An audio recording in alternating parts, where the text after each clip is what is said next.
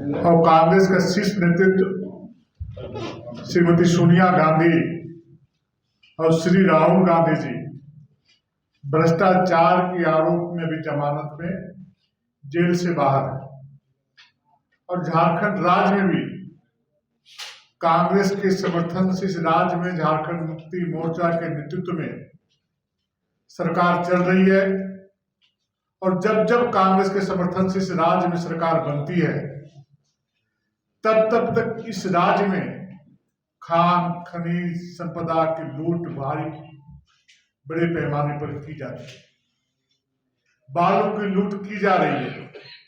आज पूरे झारखंड में बालू कहीं मिल नहीं रहा है। झारखंड का बालू उत्तर प्रदेश और बिहार भेजे जा रहे हैं, लेकिन झारखंड का बालू झारखंड के लोगों को नहीं मिल रहा है।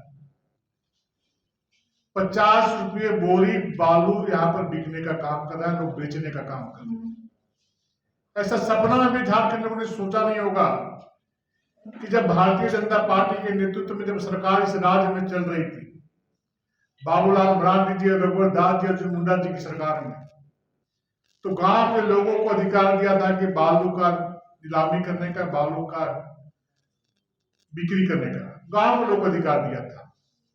लेकिन इस राज्य में चलने वाली झारखंड मुक्ति मोर्चा कांग्रेस की सरकार बालू से भी तेल निकाल कर उसको पीने का काम कर रही है। आज सारे विकास के कार्य ठप पड़े हुए। आज जिनको समर्थन या जिनके समर्थन से इस राज्य में सरकार चल रही है, कांग्रेस के समर्थन से झारखंड मुक्ति मोर्चा की सरकार चल रही है, इनके पूर्व मुख्यमंत्री आदरणीय हेमंत सोरेन जी आज जेल के अंदर बंद है और भ्रष्टाचार के आरोप में जेल के अंदर बंद है। और कांग्रेस, झारखंड मुक्ति मोर्चा और राजद इस भ्रष्टाचार के समर्थन में खड़े हैं कि जितना लूट करना है लूट लो झारखंड को, हम तुम्हारे समर्थन में खड़े हैं, कांग्रेस खड़ी है। अब जब कांग्रेस के माननीय विधायक अंबा प्रसाद जी की यहाँ ईडी का छापा पड़ता है तो अनर्गल बयानबाजी करने का काम करती है। सोचते जाके राज्य के सत्ताधारी दलों को भाजपा का डर सता रहा है। जिस प्रकार से देश के यशस्वी प्रधानमंत्री जब प्रधान सेवक की कुर्सी संभाली थी तो उन्होंने कहा था कि मेरी सरकार गांव, गरीब, किसान, मजदूर, शोषित, वंचित, दलित, सभी समाज, सभी वर्ग को समर्पित सरकार रहेगी और मैं इस देश में न खाऊंगा न खाने दूंगा। और इसी मूल मंत्र के साथ आदरणीय प्रधानमंत्री जी भ्रष्टाचार पे अंकुश लगाने का काम किया है। तेजी के साथ इस देश में भ्रष्टाचार में कमी आई है। 2014 से पहले देखा हो कि यही कांग्रेस की सरकार केंद्र में चल रही थी। आए दिन जिस प्रकार से घपले और घोटाले के उजागर आप एक चैनल के माध्यम से, समाचार पत्रों के माध्यम से जनता को देखने को मिलता था, तो देश की जनता गुस्से में, आक्रोश में थी। और अब जब भ्रष्टाचार के आरोप पर माननीय विधायक अंबा प्रसाद जी के यहाँ ईडी का छापा पड़ता है तो बोलते हैं कि भाजपा करवा रही है। इन लोगों को पेट में दर्द होगा, बुखार होगा तो भाजपा को बोलेंगे भाजपा करवा रही है। एक राजनीतिक कार्यकर्ता को, एक राजनीतिक जनप्रतिनिधि को अपना चाल, चरित्र और चेहरा जरूर देखना चाहिए। विगत 15 वर्षों से बड़का गांव में इनके परिवार के लोग प्रतिनिधित्व कर रहे हैं और किस प्रकार से वहां के लोगों के द्वारा वह आवाज उठाई जा रही है, किस प्रकार से वहां पर कोयले की लूट हो रही है, बालू की लूट हो रही है। इन्हीं के लोग बालू जब अवैध कारोबार करते हैं, जब थाना में ट्रैक्टर को, बालू से लदा ट्रैक्टर को थाने में पुलिस जब्त करती है तो गुंडे की एक सीमा होती है। इनके गुंडे थाने से उस बालू भरा ट्रक को जबरदस्ती छुड़ा कर ले जाने का काम करते हैं। आखिर जनता को क्या मैसेज देना चाहते हैं? आप सभी लोगों ने देखा कि वीडियो के माध्यम से जैसे कैसे पलामू प्रतापपुर के कईम अंसारी और जमील अंसारी अपने दर्द का बयान कर रहे हैं, उनकी जमीन किस प्रकार से लूटी गई है। आज उसकी जमीन को लूटने का, एक गरीब व्यक्ति का जमीन का लूटने का अधिकार किसने आपको दिया है? क्या उस क्षेत्र की जनता ने आपको जमीन लूटने के लिए वोट देने का काम किया है? दबने का आलम यह है कि वहां के पुलिस और प्रशासन भी इनके आगे नतमस्तक पड़े बने रहते हैं। दिन दहाड़े कोयले की लूट होती है, माफिया राज वहां चलता है, लेकिन उनको कोई कुछ बोलने वाला नहीं है। एनटीपीसी में कोयला, बालू और जमीन की किस प्रकार से गोरख धंधा हो रहा है, सब लोग जानते हैं। प्रत्येक दिन समाचार पत्रों में, चैनलों में चलता है।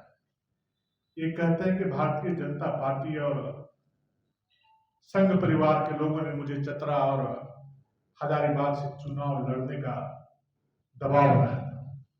तो इनको स्पष्ट करना चाहिए, प्रमाणित करना चाहिए आखिर कौन वो लोग हैं, उसका नाम और चेहरा उजागर करने का काम किया। किसने कहा आपको कि भारतीय जनता पार्टी के द्वारा आप चतरा और हजारीबाग से होने का काम करें? यह स्पष्ट झारखंड की जनता जानना चाहती है, बड़का गांव की जनता जानना चाहती है कि आप पर किसने इस प्रकार का दबाव बनाने का काम किया है। उसका नाम आप सामने लाने का काम करें, उस व्यक्ति को सामने मीडिया के सामने प्रस्तुत करने का काम करें। और जब ईडी का छापा पड़ रहा है, उस पर पर्दा डालने के इस प्रकार का नकल बयानबाजी करने का काम कर रहे हैं। जनप्रतिनिधि को जरूर 11 लोकसभा सीटों की घोषणा हो चुकी है। सभी जगह भारतीय जनता पार्टी के कार्यकर्ता को चुनाव के मैदान में उतारा गया है और शेष बचे तीनों सीट में हमारे कार्यकर्ता चुनाव लड़ने का काम करेंगे। शीघ्र ही प्रत्याशियों की घोषणा होगी, जो कि आपके सामने होगा।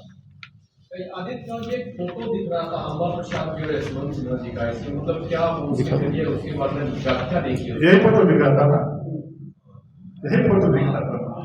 तो आप सोच लीजिए कि अम्बा जी कहाँ जाती है, किनसे मिलती है, किनसे चुनाव लड़ने का मशवरा करती है, और भारतीय जनता पार्टी पर स्वयं परिवार पर अलग बयानबाजी कर आरोप लगाने का काम। आपत्ति क्या है? अगर मिलने जा रही है तो क्या आपत्ति? नहीं, आपत्ति नहीं है। निश्चित रूप से जब जय सिन्हा जी का टिकट कटा तो उसके बाद से तस्वीर है। तो क्या मिलने में क्या आपत्ति? जैसे आपने कहा किन किन लोगों से मिल रही है, तो कुछ और बताएंगे डिटेल, तब से समझ में आएगा कि इस फोटो में क्या। ये लोग सभी लोगों से अपना संपर्क रखती हैं, जहां पर दाल गले वहां पर दाल गला होता है, यही स्वभाव है। इसलिए अपनी बातों को बोलने से पहले मैं बोला कि आत्मचिंतन करना चाहिए अम्बा जी को, और उस व्यक्ति को सामने लाना चाहिए, किस व्यक्ति ने आप पर दबाव डाला, किस व्यक्ति ने आपको बोला कि भारतीय जनता पार्टी से आप चुनाव लड़ेंगे। ऐसे बोलने से नहीं होगा, आरोप लगाने से नहीं होगा। इसलिए ईडी उनको दबाव डाल रही है, तो उस दबाव में आकर के जो जवाब देना चाहिए, जवाब नहीं दे करके अनर्गल बयानबाजी करके भारतीय जनता पार्टी पर थोपना चाहती है और अपने बाप को बचाना चाहती है। आप लोग आगे बढ़कर कोई कानूनी कार्रवाई करेंगे? जो अगर झूठा आरोप है तो वो कह रही है कि चतरा पहले हजारीबाग के लिए दबाव दिया जा रहा था, जब हजारीबाग नहीं तैयार हुए तो अब चतरा के लिए दबाव दिया जा रहा है। तो सिर्फ आरोप प्रत्यारोप का दौर चलेगा? नहीं, आरोप प्रत्यारोप उनको तो स्पष्ट करना पड़ेगा ना। मैं तो आप लोग के माध्यम से बोल रहा हूँ कि वो सामने मीडिया के सामने आके बताने का काम करे कि किसने आप पर दबाव बनाने का काम किया।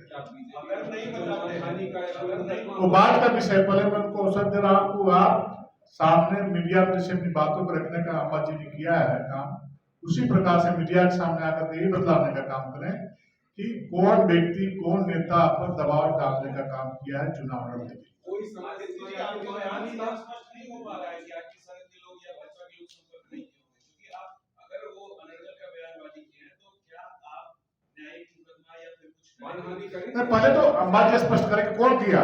कितना कोई समय सीमा दे रहे हैं? आप स्पष्टीकरण मांगेंगे उनसे? उनको आज ही देना चाहिए।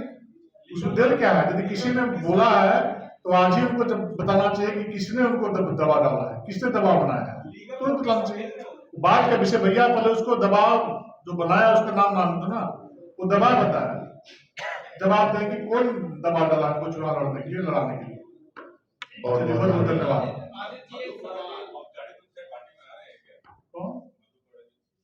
ये तो अभी हम नहीं कर सकते हैं, यह हम लोग के विषय नहीं है, तो मुझे जानकारी इस संबंध में नहीं है। अच्छा, आगे एक सवाल, अगर यशवंत सिन्हा जी हजारीबाग से चुनाव लड़ते हैं बीजेपी के खिलाफ में, तो क्या लगेगा? क्योंकि कई बार वो बीजेपी के टिकट से वहां से चुनाव जीतते रहे, उनके बेटा जयंत सिन्हा जी जीतते रहे।